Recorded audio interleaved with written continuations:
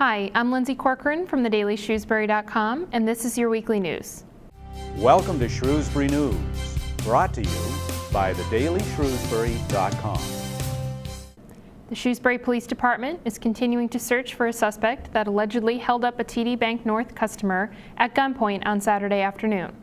At 12:03 p.m. on Saturday, the Shrewsbury Police received a call from TD Bank North, located at 200 Boston Turnpike, Route 9, that a male party was held up at gunpoint at the drive-through ATM. According to a press release from the Shrewsbury Police Department, the victim is an elderly male and was not injured. An investigation revealed that the suspect entered the victim's vehicle at Bank of America, located at 188 Boston Turnpike, and ordered the victim, at gunpoint, to drive to the ATM at TD Bank North and to withdraw money. The victim escaped from his vehicle on foot into TD Bank North, where police were notified. The suspect then fled on foot, according to the police. He is described as a white male, mid-20s, clean-shaven, wearing a gray hooded sweatshirt and black sweatpants. Shrewsbury Police, Shrewsbury Police K-9, and the State Police searched the area but were unable to locate the suspect. Witnesses stated that the suspect fled down to the rear entrance and exit of TD Bank North onto Svensson Road and into the rear of 188 Boston Turnpike. Shrewsbury Police request anyone who may have witnessed this incident to please contact Detective McGinnis. Residents of Clue Street, concerned over what they see as safety hazards at the street's intersections with Route 20 and Route 140, have requested that the Board of Selectmen consider making it a dead end, a concept which met with some resistance from the Selectmen. Clue Street resident George Smith said the many residents and businesses who signed the petition to hold a public hearing over the idea of making Clue Street a dead-end road have been fighting for higher safety standards on the road for the last 3 or 4 years. The residents' plan to make the street a dead end was met with some resistance from the Selectmen, who said there would be many problems created by that plan. Selectman John LeBeau raised a variety of possible concerns and said he'd like to have it sent to various town department heads to have these issues addressed. Other selectmen echoed the concerns of LeBeau and said they didn't see how creating a dead end on an existing road would work. Chairman of the Board of Selectmen Maura Miller noted that they have had the intersection of Clue Street and Route 140 looked at by the Highway and Police Departments several times in the past. While some signage improvements have been made to the road, residents say it is not enough to solve the problem. Smith contended that the issue is not the stop sign or the sight line, but rather that the road is simply being misused. Smith has estimated that there are about 240,000 trips are made across the street a year, with many of those being people who use the road as an on and off ramp from Route 20 to Route 140. Smith said that there will not be a disruption in traffic flow in the area because 15 seconds up the road there is an on and off ramp system, which was designed with safety in mind, unlike Clue Street. Residents aren't convinced that the concerns raised by the Selectmen will really be that big of a problem. Selectmen ultimately decided to have professionals from the town's highway, engineering, and public safety departments investigate the possibility of making the street a dead end and have them meet with residents. While Smith said the decision made by Selectmen is a step in the right direction, he said it is not enough. Animal Adventures has new episodes now showing on SETV 29. Coming this fall, Animals from Down Under. Animal Adventures can be seen Saturday at 8 a.m., Sunday at 6:30 p.m., and Monday afternoon at 4:30.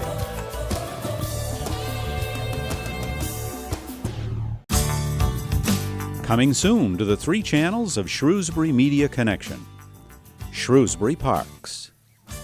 This program is a virtual tour through the 31 parks and recreation facilities located in town. From the waters of Lake Quinsigamon to the fountains at Dean Park, you're sure to discover new wonders right in your own backyard. So look for Shrewsbury Parks right here on Channel 28, 29, and 30, or online at shrewsbury-ma.gov/smc. The clerk magistrate who heard the appeal case regarding the pit bull who attacked and killed a miniature poodle last September announced his decision to affirm the selectmen's order to euthanize the dog. Doug, the 3-year-old pit bull owned by Christopher and Lisa O'Connor of 19 Knowlton Ave, was ordered to be euthanized in a 4-0 vote during the October 14th selectmen's meeting, where they heard about Doug's September 29th attack on Bo, the miniature poodle owned by Stephanie Moran of 110 Harrington Farms Way that led to the dog's death. The O'Connors filed an appeal of the ruling, which went before a clerk magistrate in Westboro District Court on January 6th. The magistrate, Dennis P. Sargent, had to decide whether to affirm the selectmen's ruling or say that they made an improper decision or acted in bad faith. Stephen M. Wise, the lawyer for the O'Connors, who has tried about 150 of these types of cases across the country, said he was not expecting to win before the magistrate, despite what he thought to be a well-fought case. Wise said it is extraordinarily hard to win under a magistrate because the burden of proof is on them and not the town. Wise said he had prepared his clients for this outcome and that they are prepared to appeal it to the next level, which will bring the case before a judge. The appeal must be filed in the next 10 days.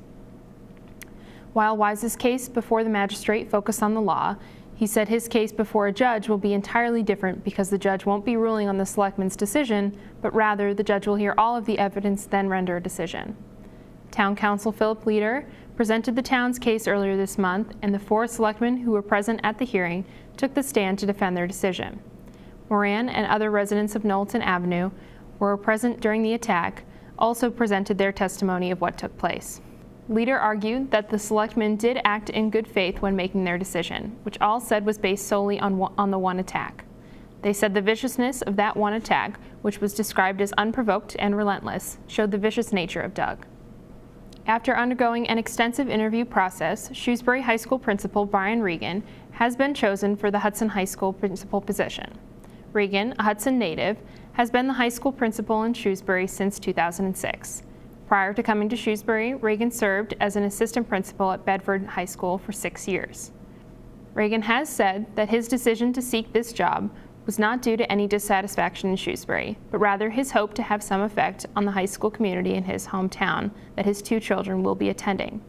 He will be officially starting his role in Hudson on July 1st, 2011.